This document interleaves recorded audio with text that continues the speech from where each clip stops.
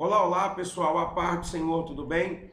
Vamos dar início aí a mais uma das nossas aulas, dessa vez dialogando sobre a temática da hermenêutica. Para isso, peço que vocês já deixem ao alcance da mão de vocês a sua apostila, aberta na página de número 4, um caderno, uma caneta e a sua Bíblia Sagrada, para que quando assim for necessário, você tenha como ter acesso a esse tipo de material. Pois bem, deixo aqui o meu desejo de que vocês tirem o maior proveito desse nosso encontro, no nome de Jesus. Vamos seguir aí, pessoal. Primeiro slide que eu quero trabalhar com vocês aqui tem por temática a definição da palavra hermenêutica. A sua apostila diz o seguinte: a palavra hermenêutica vem do adjetivo grego hermeneutike, que por sua vez deriva do verbo hermeneu, que significa a arte de interpretar. A interpretação, ela é uma arte que poucos a dominam, e os que assim o conseguem tiram do texto pelo qual está sendo lido grandes pérolas que mudam completamente a sua e a vida das pessoas que estão ao seu redor. É a capacidade de explanar os livros sagrados, ou seja, não é só a capacidade de você ler e interpretar, mas também a capacidade que você tem de explanar. Você torna-se uma pessoa mais didática na arte do ensinar, ao ponto das pessoas compreenderem de fato o que você está querendo passar para elas. Outro sim é a arte de você compreender os textos antigos. E a Bíblia é um livro extremamente antigo. Existe uma lacuna muito grande entre o tempo em que o evento aconteceu, o tempo em que o evento foi escrito e o tempo em que nós estamos lendo, né, aquele evento que foi descrito. Tá bom? Você pega, por exemplo, o livro de Gênesis, ele acontece em um determinado tempo da história, é escrito em um outro tempo determinado da história e é lido por um outro tempo determinado da história. Então, são várias lacunas que precisam ser reduzidas com essa arte da interpretação e da compreensão destes textos. Segue a apostila. O verbo hermeneu aparece no Novo Testamento, ali no Evangelho de Lucas, também na Epístola aos Hebreus. De um modo geral, de um modo geral e mais abrangente, fala da teoria da interpretação de símbolos, de sinais, de uma cultura antiga e da arte de interpretar as leis. Dentro desse primeiro slide aqui, quero trabalhar 3 tópicos com vocês. O primeiro é trazer a ideia dos valores dos símbolos que a Bíblia carrega. São diversos deles, né? Quando você olha para a Bíblia Sagrada, você consegue visualizar Deus dizendo que escreveu com o seu próprio dedo 2 tábuas contendo os 10 mandamentos, leis que o povo deveria seguir. Você olha para essa mesma Bíblia, principalmente no livro dos Salmos, e constantemente o Senhor tenta traçar um paralelo entre a pessoa dele e uma rocha fiel.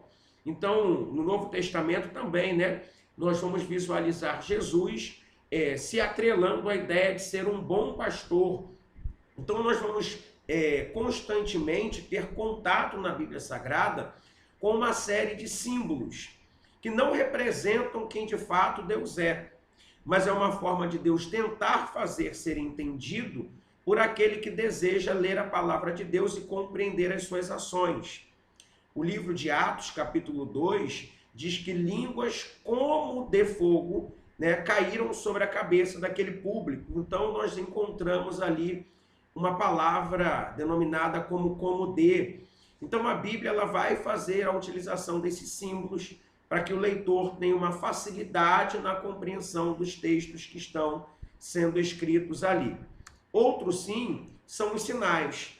A Bíblia ela é repleta de sinais. Que sinais são esses? Dos tempos? Não. Sinais ortográficos. Ponto de interrogação, ponto de exclamação, ponto e vírgula, ponto continuativo, ponto final, parênteses, colchetes, né? Então é necessário que nós venhamos a compreender, né, essa finalidade, os porquês que existem esses sinais ortográficos dentro da narrativa bíblica, porque caso contrário, eu saio lendo a Bíblia de uma forma que eu não respeite os pontos ou as pontuações e retire dele uma informação que não existe. Retire dele uma informação que não é Deus falando, mas sou eu lendo, sem nenhum tipo de responsabilidade ortográfica, e com isso eu acabo por entender que Deus disse algo que Deus nunca quis dizer.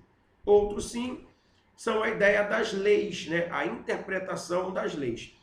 Quantas leis nós encontramos dentro da narrativa bíblica? Bom, quando você vai estudar o Antigo Testamento, por exemplo, você encontra dois tipos de leis.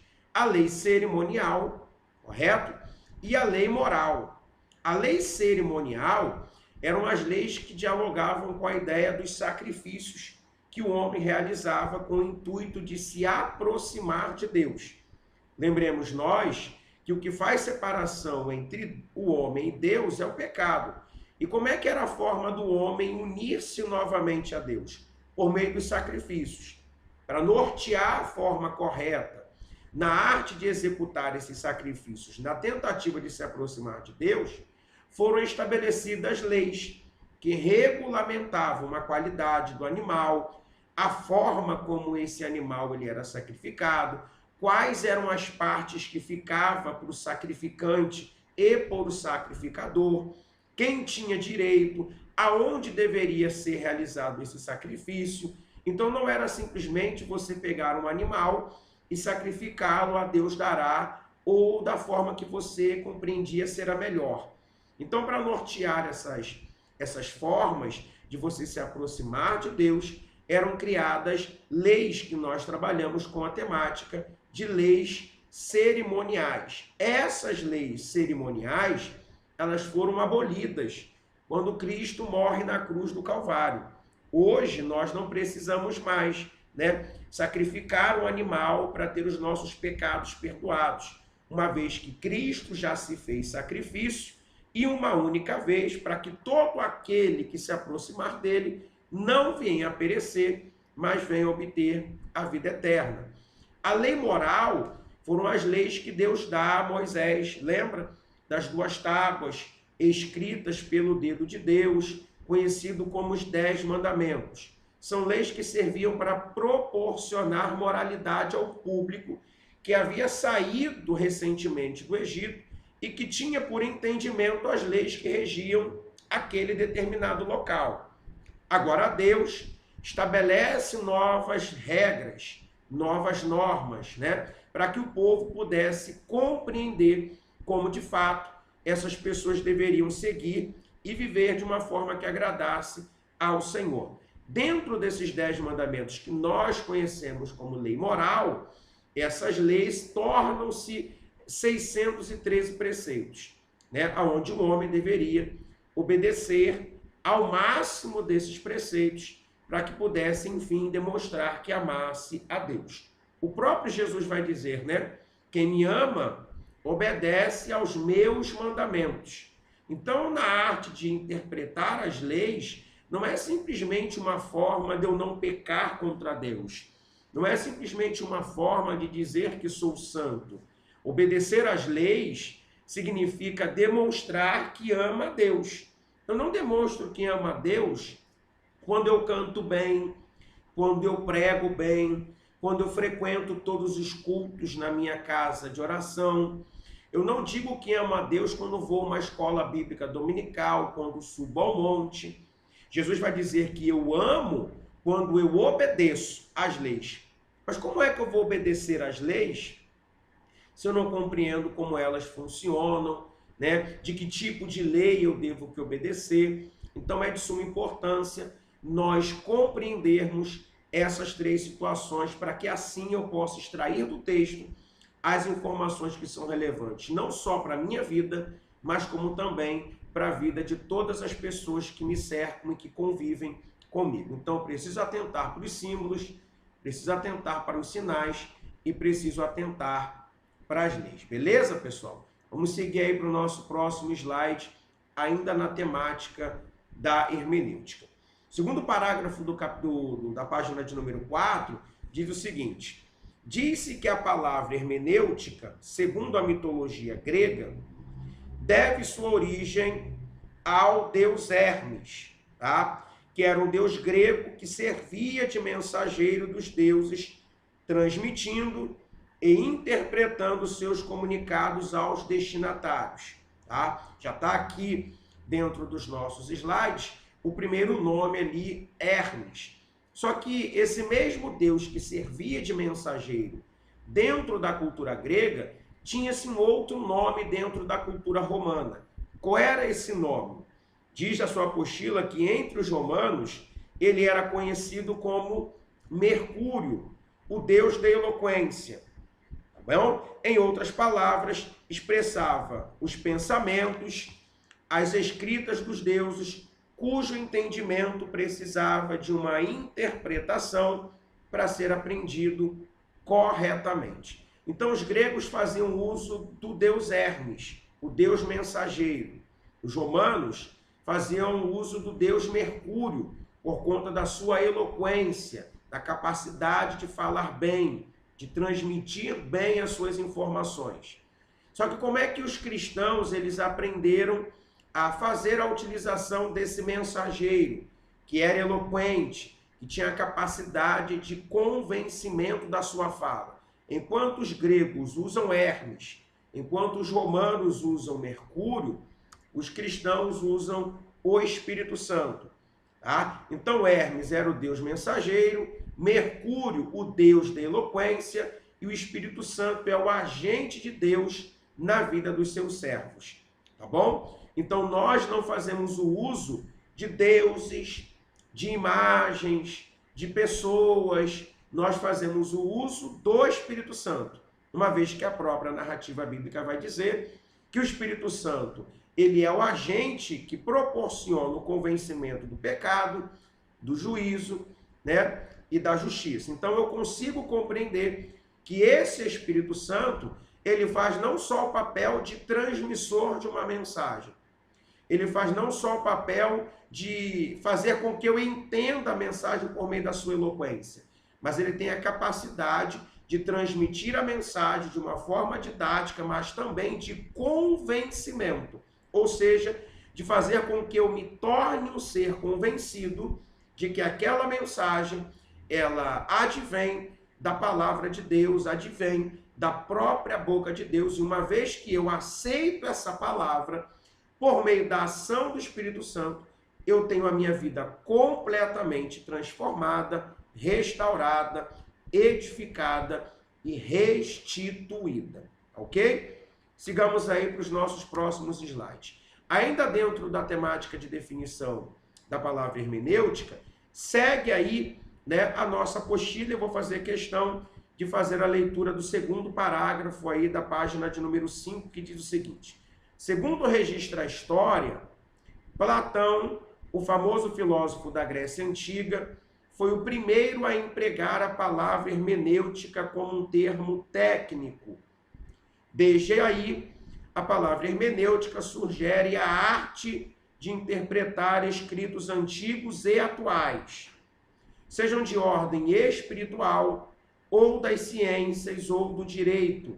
Já disse isso em uma das nossas aulas, né?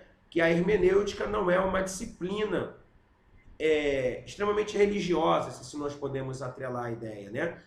A hermenêutica, ela é sim uma disciplina geral. Ela é utilizada no nosso dia a dia, seja para interpretar uma fala, seja para interpretar um livro, seja para interpretar a bula de um remédio, ou seja para interpretar a Bíblia Sagrada, que é um livro antigo, tá bom? Então, para esse sentido, existe a hermenêutica como um sentido mais geral. E aí nós temos a hermenêutica geral, nós temos a hermenêutica especial, nós temos a hermenêutica bíblica, que é aquela que se dispõe a debruçar-se sobre a Bíblia Sagrada para poder interpretar aquilo que os textos sagrados querem de fato nos passar. Nós temos a ciência e nós temos a arte. Dentro dessas duas perspectivas aqui, eu quero me ater à ciência e quero me ater à arte. Por que, primeiramente, eu quero me ater à ciência? A sua apostila e a minha vai dizer o seguinte: Ciência porque ela tem normas, regras, e essas podem ser classificadas num sistema ordenado.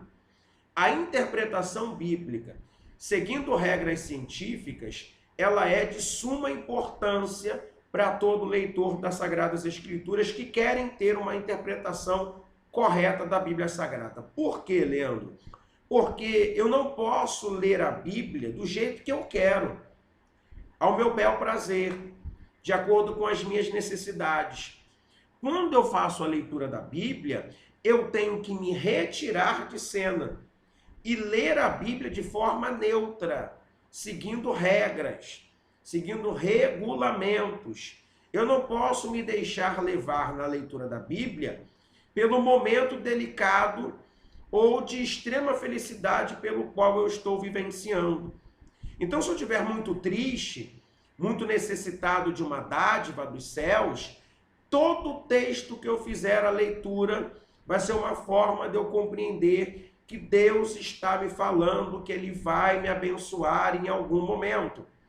Ou se eu estiver extremamente em êxtase por conta da minha alegria, por conta de uma dádiva recebida, eu vou compreender que aquilo que eu estou vivendo é uma confirmação de que Deus está falando comigo, me abençoando de alguma forma e de alguma maneira, o que nem sempre confere com a verdade.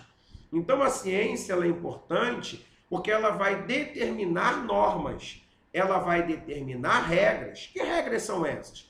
São os velhos por quê, para quê e para quem. Quando eu vou ler a Bíblia, primeiramente eu tenho que perguntar por que aquele texto foi escrito, para que ele foi escrito e para quem ele foi escrito.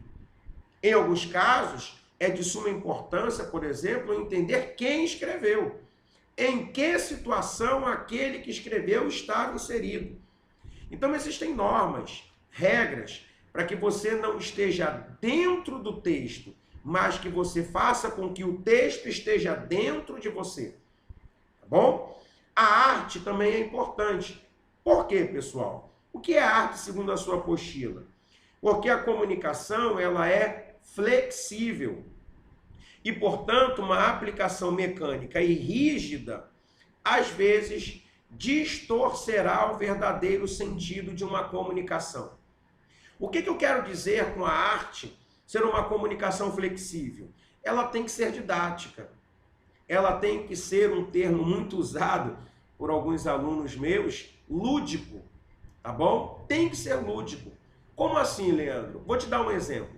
A mesma palavra que você prega, sei lá, Salmo 23, a forma como você apresenta o Salmo 23 para o grupo de jovens, não é a mesma forma que você vai apresentar o Salmo 23 para adultos. Não é a mesma forma que você vai apresentar o Salmo 23 para idosos ou para a turminha da salinha das crianças da sua igreja. Então, para cada grupo específico, uma forma específica de se passar aquela informação. Por isso que ela é flexível, ela é didática, ela é lúdica. Lúdica por quê? Porque dependendo do grupo que você for passar as informações, você vai precisar, direta e indiretamente, em alguns momentos, de uma fantasia, de um boneco, de uma pintura, de um desenho, sabe? Você, da mesma forma que você vai apresentar o Salmo 23, sei lá, para as pessoas que são de quarta série primária, não vai ser a mesma forma que você vai apresentar para microempresários ou para empresários muito bem-sucedidos com as suas pós ou com seus doutorados. Então eu preciso compreender que a hermenêutica ela é a arte de interpretar um texto, mas também é a arte da capacidade que eu tenho que ter na hora de explanar essa interpretação que eu consegui ter do texto sagrado. Porque se eu interpretar bem o texto, mas eu não consegui explanar bem o texto, a minha tarefa ela caiu por terra. Ela não prosperou, ela não conseguiu romper. Porque eu peguei a interpretação, apresentei ela para crianças da salinha da minha igreja, de uma forma que eu apresento ela lá para a juventude da minha igreja, para os anciãos da minha igreja, para os adultos da minha igreja. Então eu preciso ser didático, porque eu preciso compreender para quem eu estou falando, e preciso ser lúdico, para utilizar, né, as ilustrações necessárias, para utilizar os símbolos necessários, né?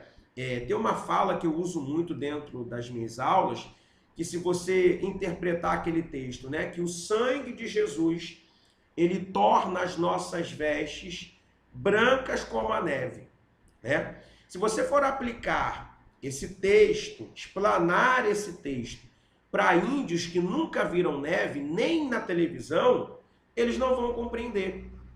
Então você tem que ser didático e lúdico na apresentação, na explanação desse texto. Como é que você faz para ser didático?